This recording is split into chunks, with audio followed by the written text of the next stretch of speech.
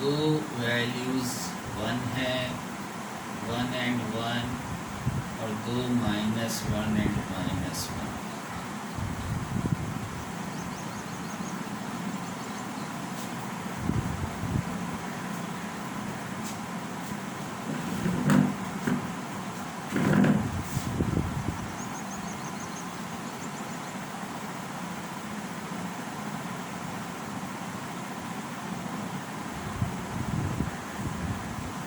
So therefore z is equal to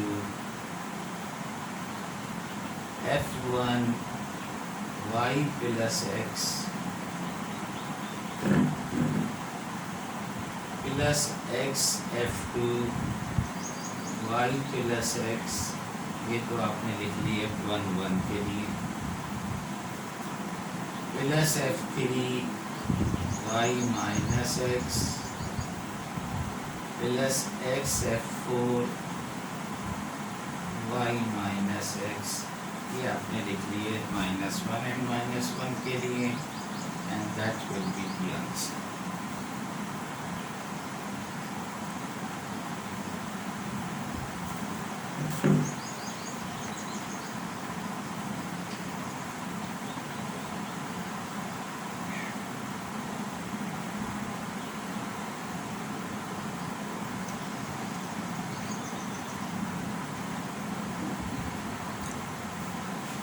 अब next article पे चलते हैं। हाँ,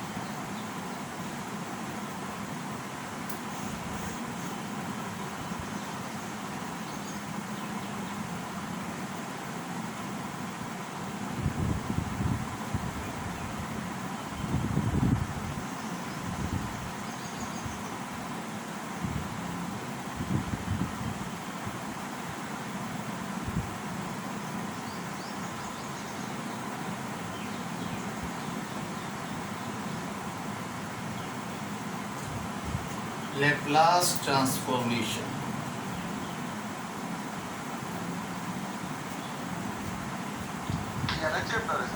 जी 7 चैप्टर है ये ज़ील का चैप्टर नंबर 7 है। बस ये आखिरी टॉपिक छेड़ा है हमने लेप्लास का, जिसमें 3 एक्सरसाइज हम करेंगे और वो आपका कोर्स ख़त्म हो जाएगा। देखिए ज़ील का पेज नंबर है 274। तो लेप्लास शुरू कराने से पहले मैं कुछ थोड़ा सा पुरानी बातें कर देते हैं। ट्रांसफॉर्मेशन, ये इंटीग्रल अगर हमसे कहा जाए कि इंटीग्रल x² dx निकालो, तो जाहिर है कि हम x³ + c लिख देते हैं। तो बेसिकली ये इंटीग्रेशन एंड डिफरेंशिएशन जो है, ये भी एक तरह से ट्रांसफॉर्मेशन है कि हमने ट्रांसफॉर्म कर दिया x² को राइट हैंड साइड की फॉर्म में। यानी एक हमारे पास क्वाड्रेटिक फंक्शन था या क्वाड्रेटिक को हमने क्यूबिक बना दिया। क्वाड्रेटिक पॉलिनोमियल था, उसको हमने ट्रांसफॉर्म कर दिया क्यूबिक पॉलिनोमियल में। तो इसी तरह से जिस तरह इंटीग्रेशन में या डिफरेंशिएशन में एक प्रॉपर्टी होती है, if we have to integrate a f x plus b g x with respect to x, तो हम इसे लिख लेते थे a को बाहर निकाल दिया, f x का इंटीग्रल, b को बाहर निकाल दिया, g x का इंटीग्रल। तो ये जो इस तरह से लिखा जाता है ये प्रॉपर्टी कहलाती है linearity. Linearity, property of linearity. तो कुछ फंक्शन ऐसे लिखे जा सकते हैं, कुछ नहीं लिखे जा सकते।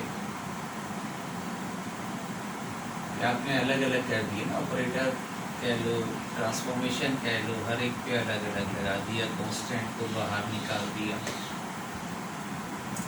This property is called linearity property. एक चीज़ ये है कि अभी लास्ट टाइम हमने किया है तो ये काम हो गया समझो, एक ये चीज़ रिवाइज हो गई। एक चीज़ और वो ये कि अभी हमने एक एक्सरसाइज भी की जिसमें डायरेक्ट इंटीग्रेशन किया था। तो ये सारा कुछ जो पेज नंबर मैंने आपको बताया उस पर लिखा हुआ है कि अगर हम इसे इंटीग्रेट करें 2xy² dx, तो पार्शियली इंटीग्रेशन जो भी हमने एक्सरसाइज पहले में किया भी था कि आप y² को एज ए कांस्टेंट ट्रीट करेंगे, और अगर इसकी कोई लिमिट भी हो, डेफिनेट इंटीग्रल हो, these are the values of x, तो आप क्या करेंगे कि इसको तो एज ए कांस्टेंट ले लेंगे, इसका इंटीग्रेशन x² y² 1 to 2, और x की जगह पे जाहिर है y² तो कांस्टेंट है, x की जगह पे पुट करोगे अपर लिमिट तो 4 आ जाएगा। तो ये basically 3y² will be it's answer. तो ये डेफिनेटली आपने प्रॉपर्टीज यूज़ की हैं, साथ साथ पार्शियल इंटीग्रेशन है।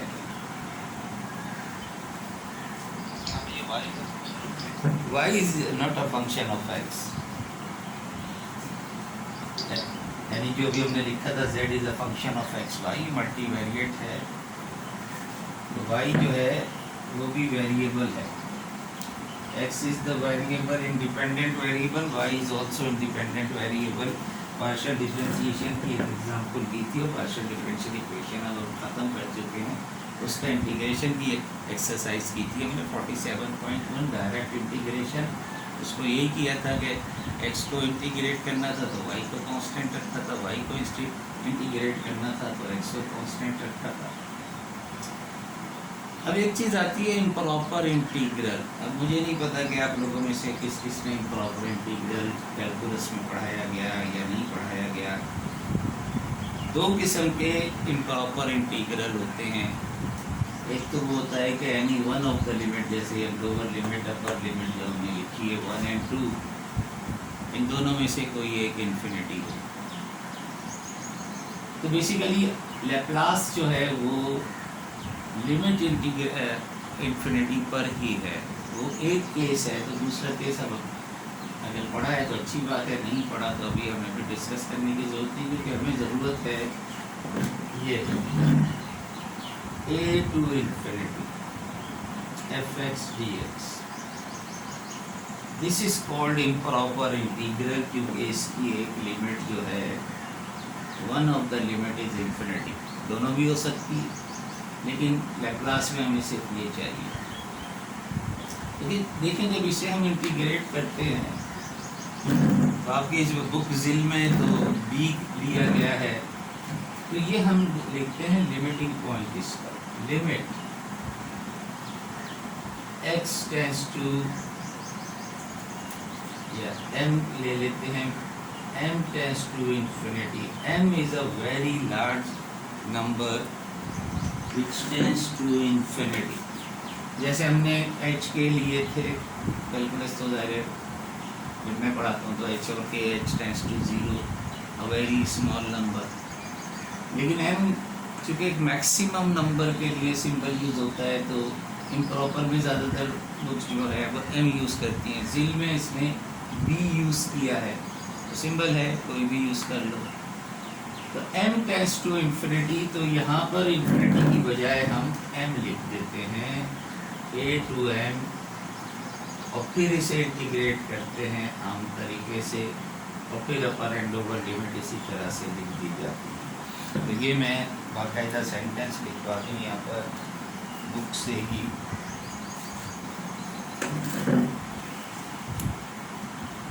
तो डेफिनेशन हेडिंग दे दो, definition.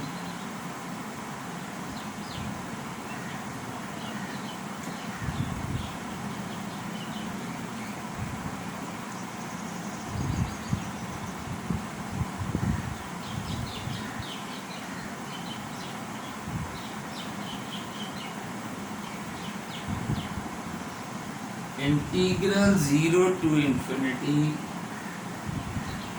k is a function of s and t multiply by ft dt। देखिए s को, हालांकि फंक्शन टू वेरिएबल का है s एंड t का, लेकिन जिस तरह हमने ये से इंटीग्रेट किया है कि y को एज ए कांस्टेंट लिया है और फिर इंटीग्रेट किया है, तो this is the definition of Laplace transformation. और इसे आप इसी तरह लिखेंगे, zero limit m tends to infinity, zero to, zero नहीं से a ले, कुछ भी हो सकता है। बुक में इसने जीरो लिया है, लेकिन हम a लेंगे, कुछ भी हो सकता है। तो a to infinity, a zero भी हो सकता है, a to m k s t f t e t। अब ये के एस टी जो है, इसको डिफाइन किया है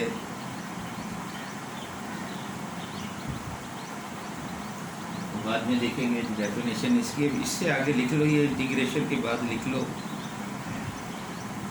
इसको इन्होंने इक्वेशन नंबर 1 कहा है। If limit in one exist, ये लिखिए सेंटेंस इसके बाद, if limit in one exists, then we say the integral exists। If limit in one exists, then we say the integral exists or is convergent, or is convergent, and if limit does not exist, and if limit does not exist, then integral does not exist। If limit does not exist, then integral does not exist, or is divergent,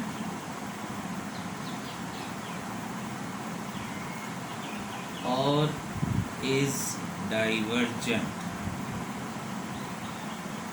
The function kst,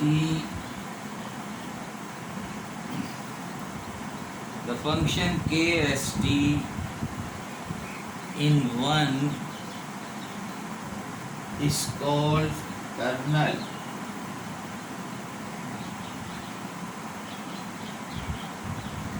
colonel की spelling KERNEL, kernel, kernel of the transformation.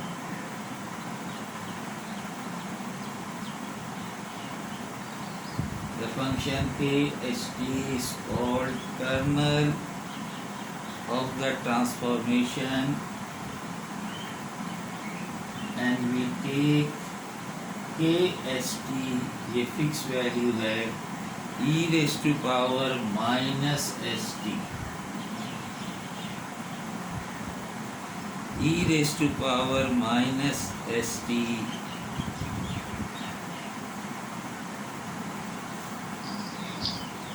e raised to power minus st ये लिया जाएगा Laplace transformation पे। तो अब Laplace transformation जो है L of f t, L stand for Laplace, Laplace transformation L of f t, इसको आप ब्रैकेट में दे दें, this is equal to integral from पर इन्होंने ज़ीरो लिखा हुआ है, लेकिन अगर आप ए, क्योंकि ए ज़ीरो से भी हो सकता है, ए की वैल्यू ज़ीरो भी हो सकती है, e raise to power minus S t kernel की जगह पे लिख दिया, और एफ टी है, और इसका integration, this is called Laplace transformation.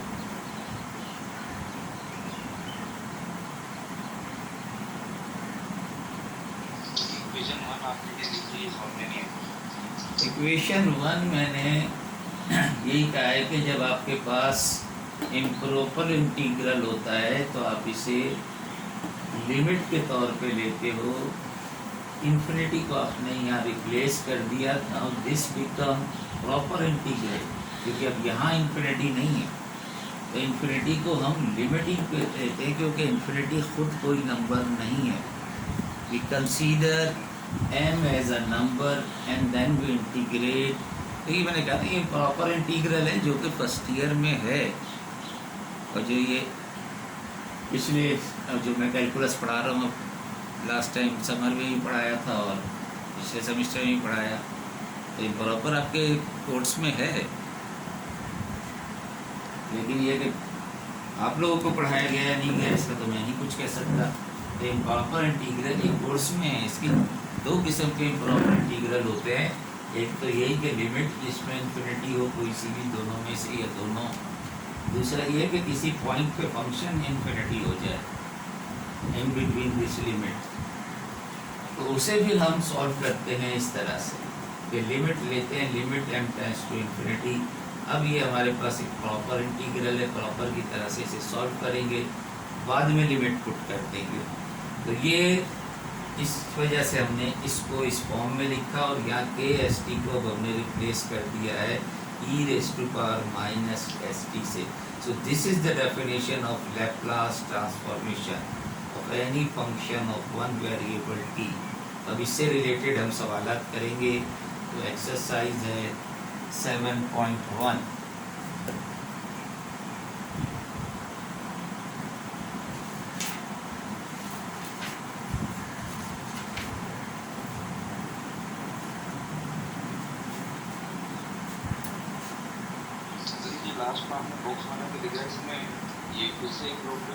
This is the definition of Laplace transformation.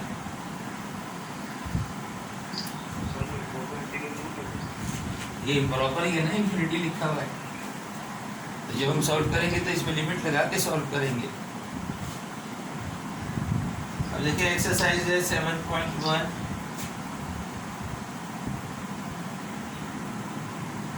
Page number है 280, और इसमें हमें करना है क्वेश्चन नंबर 1 से 6 जो है ये मुख्तलिफ किस्म के सवाल हैं।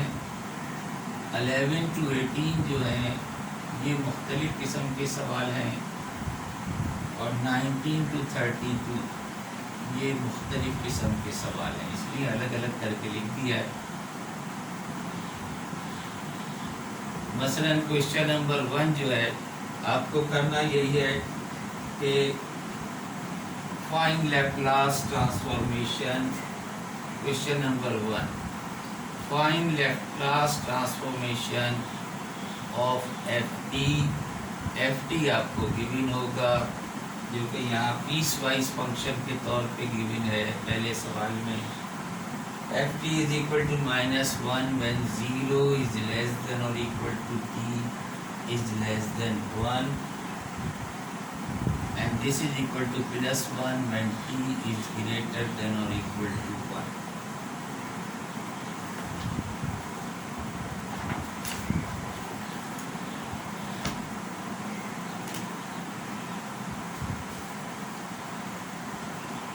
So you have to find LFT.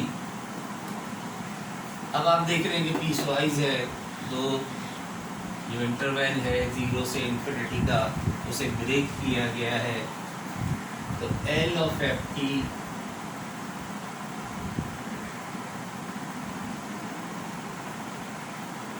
Using this definition.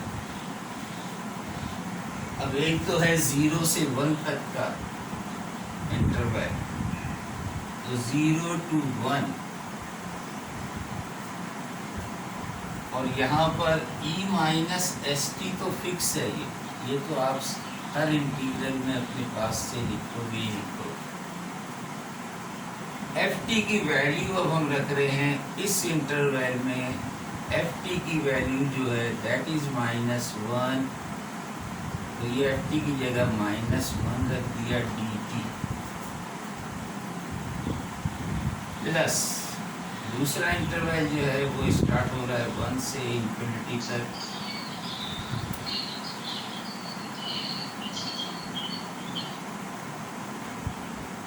और यहाँ फंक्शन की definition when t is greater than और equal to 1, so this is the definition, so e minus st into 1 dt।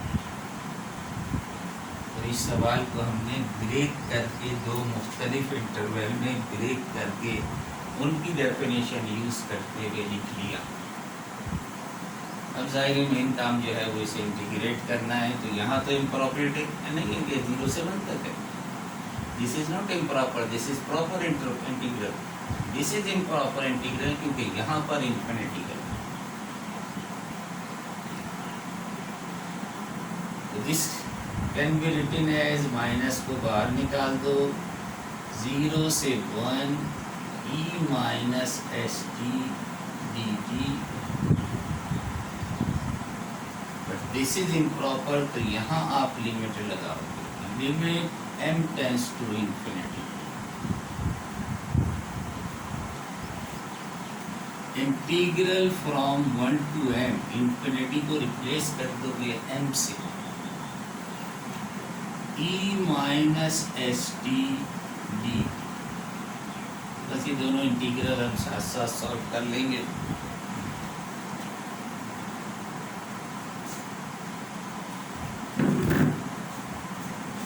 तो this is the definition of Laplace transformation. जैसे book में 0 लिखा गया है, तो अगर एक ही जगह जैसे अभी आपके पास 0 से ही शुरू किया है लेकिन इम्प्रॉपर यहाँ आया, स्टार्ट तो 0 से ही हुआ है।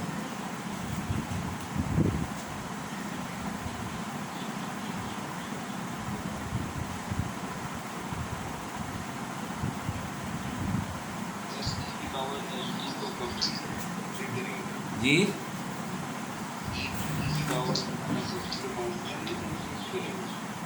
क्यों t है उसमें मौजूद, तो s को करेंगे हम कांस्टेंट के तौर पे, जो आंसर आएगा वो s में आएगा। जो भी हमने x y में किया था तो y को एज ए कांस्टेंट रखा था, तो आंसर s को हम एज ए, क्योंकि with respect to t we are going to integrate with respect to t, so in this case s will be treated as a constant। तो पहले वाले integral का this implies L of ft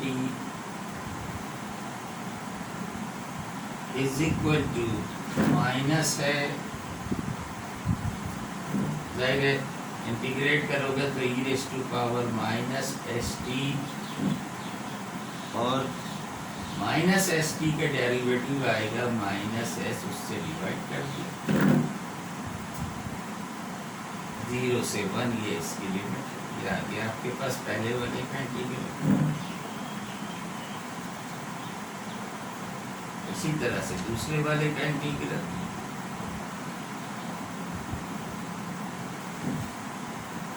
again e raise to power minus S T upon minus S, 0 1 to n,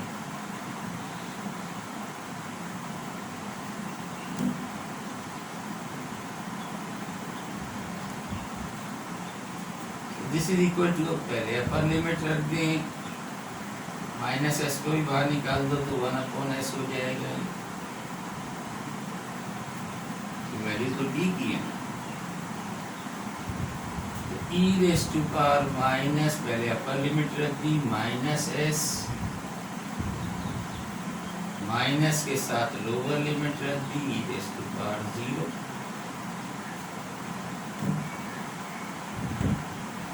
इसी तरह से limit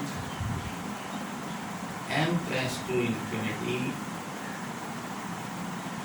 -1/s को बाहर निकाल दो, -1/s limit m tends to infinity.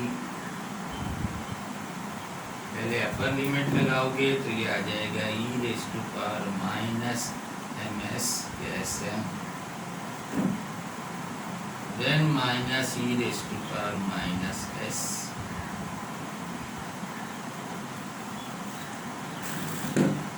क्योंकि नेगेटिव पावर्स हैं दोनों में और यहाँ भी, we can write this as, ये तो हो जाएगा 1/e raised to power s, और ये आपके पास -1 है,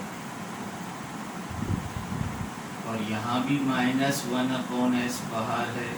लिमिट लगाओगे तो e1/e rays to power infinity हो जाएगा, और ये 1/e raise to power s ही रहेगा।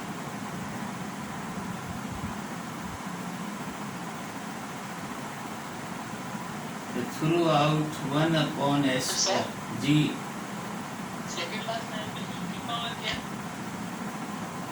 ये -ms है ना, m रख दिया, e की जगह m रख दिया, sm, मैंने कहा ना sm लिख लो या ms लिख लो, e की जगह m रखा है ना, और फिर लिमिट लगा दी, तो जो m था उसे हमने, जो नेगेटिव पावर थी 1/e raise to power infinity, और ये भी नेगेटिव पावर है तो 1/s लिख दिया। अब दोनों में 1/s कॉमन है, थ्रू आउट कॉमन निकाल लिया, तो आप देखेंगे डिनोमिनेटर में यहाँ पर ES 1 - ES, एक तो ये आ गया, इसे आपने एलसीएम ले लिया, ये 1/इंफिनिटी का मतलब 0, और ये माइनस प्लस हो जाएगा,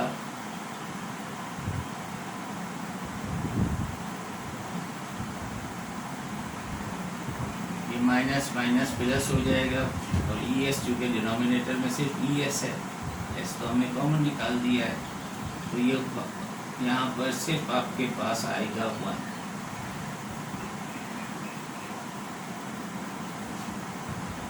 तो this term is 0, 1/इंफिनिटी।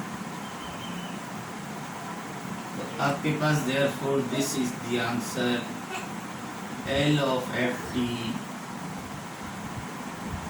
is equal to 2 plus 2 minus ES upon S into ES. That is the answer.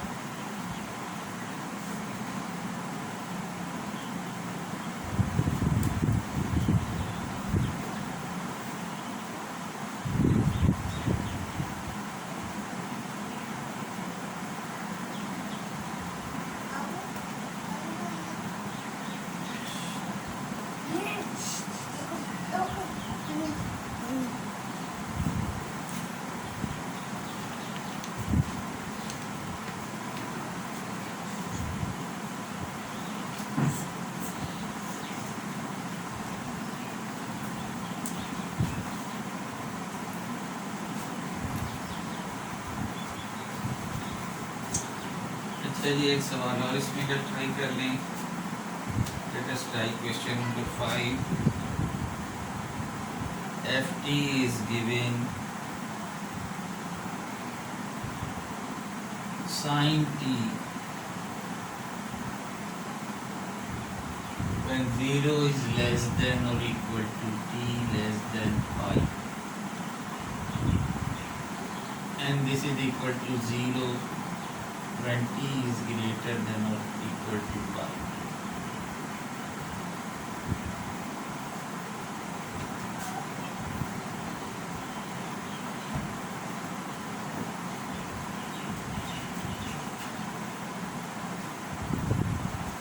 So again you have to find Laplace transformation, that is L of ft,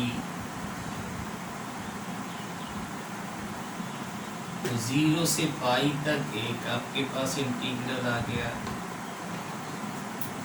e minus H T तो है ही है, और F T जो है वो sign T है।